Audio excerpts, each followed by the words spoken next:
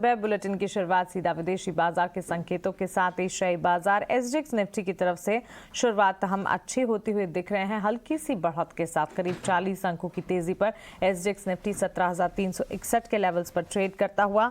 वहीं जापान के बाजार निक्केई में करीब 150 अंकों को उछाल इस वक्त आप देखेंगे।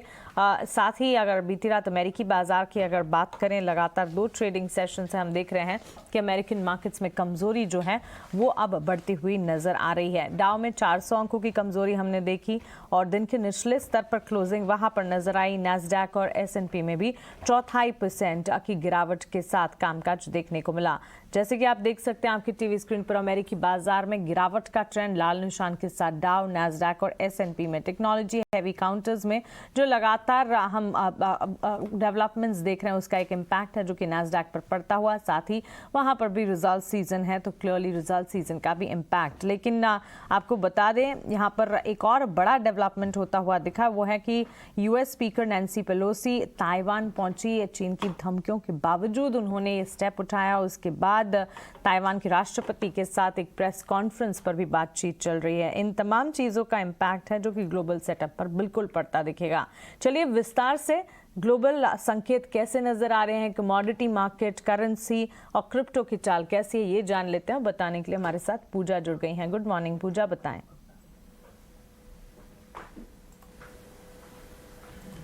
जी मानसी, जैसा कि आप बता रही थी, अभी तक देखिए रूस यूक्रेन के बीच जो टेंशन चल रही थी उसी से बाजार नहीं उभर पा रहा है और अब ये नई दिक्कत शुरू हो रही है।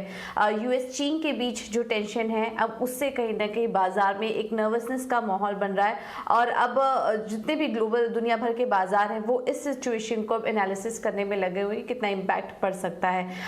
कल हमने दिन के दौरान ही देखा कि अमेरिकी संसद की अध्यक्ष नैंसी पेलोसी के ताइवान पहुंचने से बाजार में दबाव देखने को मिला वहां पे पहुंचने के बाद, और चीन ने इस बात पर आपत्ति भी जताई थी, लेकिन उसके बावजूद वो वहां पर गई हैं और आज कहा जा रहा है कि ताइवान के राष्ट्रपति के साथ प्रेस कॉन्फ्रेंस भी होगी जिसमें कि पेलोसी भी भाग लेंगी। तो वहां पर किस तरह के कमेंट्स आते हैं इस पर नजर रहेगी।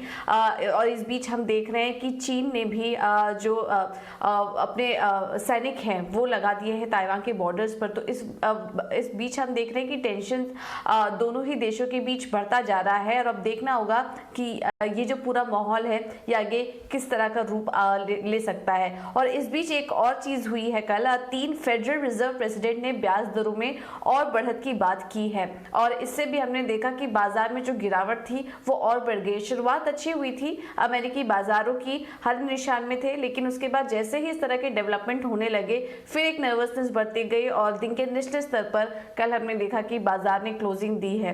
आगे ब्याज दरों में बढ़त और तेजी से हो सकती है और इसका भी नर्वसनेस यहाँ पर अमेरिकी बाजारों में देखा गया। यूरोप के बाजार भी कल लाल निशान में ही बंद हुए और बाकी अगर अन्य संकेतों की बात करें तो उसका भी असर, ये जो यूएस चीन के बीच की टेंशन है उसका इम्पैक्ट देखा गया। यूएस 10 साल की यील्ड्स देखिए, यहाँ पर बढ़त देखने को मिल रही है। कल जब हम बात करें तो हल्की नरमी थी, 2.54 के आसपास था ये आंकड़ा, अब वो बढ़कर 2.73 हो चुका है। डॉलर इंडेक्स में मजबूती आई है, 105, कल हम जब बात करें थे 105 के आसपास था, अब 106 के आसपास कारोबार कर रहा है और इसी के चलते जो डॉलर में मजबूती आई है, मंदी की टेंशन है, यूएस चीन के बीच की जो टेंशन है उसकी वजह से सोने में भी एक नरमी देखने को मिल रही है। कच्चा तेल दायरे में कारोबार कर रहा है, 9900 के आसपास ट्रेड कर रहा है। कल हल्की हमने तेजी यहाँ पर जरूर देखी थी बट अभी फिर से 100 के नीचे कारोबार करता हुआ नजर आ रहा है और ओपेक प्लस बैठक के पहले कच्चे तेल में हल्का दबाव यहाँ पर देखने को मिल रहा है। अब देखना होगा कि इस बैठक में क्या निकल कर आता है, क्योंकि एक तरफ मंदी की भी टेंशन है, यूएस चीन के बीच की भी टेंशन शुरू हो चुकी है, तो वहां पर भी डिमांड इंपैक्ट होते हुए नजर आ सकती है।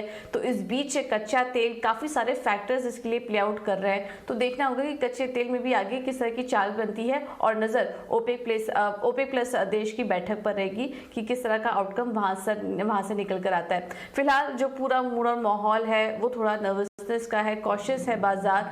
आगे कैसा डेवलपमेंट होगा, ग्लोबल टेंशन किस तरह से पैन आउट होती हैं, इस पर नजर रहेगी और इसका फिर असर कुछ आज भारतीय बाजारों पर भी देखने को मिल सकता है। बिल्कुल पूजा, शुक्रिया। यहाँ पर फिलहाल ग्लोबल सेटअप अगर हम देखें, कंसर्न्स हैं और नैन्सी पेलोसी के ताइवान दौरे से चीन भड़का है। यूएस चीन के बीच जो टेंशन्स हैं उसका एक क्लियर कट इम्पैक्ट है, जो कि अमेरिकी बाजार में हमने बीती रात भी देखा है। और ये ट्रिगर अब और ज़्यादा कितना फैक्टर करता है और इसके इम्पैक्ट कहाँ कहाँ जाते हैं, इस पर खास तौर से नज़र रखनी होगी। लेकिन फिलहाल ये डेवलपमेंट ग्लोबल मार्केट्स की तरफ से आता हुआ, जो कि एक बड़ी कंसर्न साबित होता हुआ दिख रहा है। चलिए आगे बढ़ते हैं, आप समझ लेते हैं कि कल के कारोबारी सत्र में संस्थागत निवेशकों ने क्या किया है।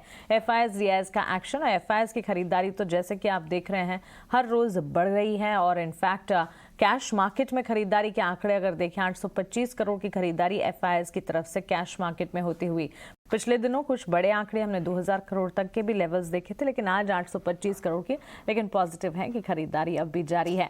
कैश मार्केट में डीआईएस ने 118 करोड़ की खरीदारी की है। एफआईएस के साथ साथ डीआईएस के भी खरीदारी के आंकड़े अब आपके टीवी स्क्रीन पर आप देख रहे हैं।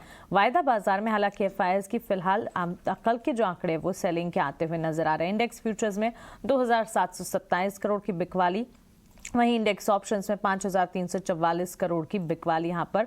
तो क्लियरली वायदा बाजार की बिकवाली अब यहाँ पर देखने को मिल रही है, चाहे इंडेक्स फ्यूचर्स या इंडेक्स ऑप्शंस हो एफआईएस की तरफ से। लेकिन कैश मार्केट में खरीदारी का ट्रेंड जारी और डीआईएस भी खरीदारी की तरफ लौटते हुए।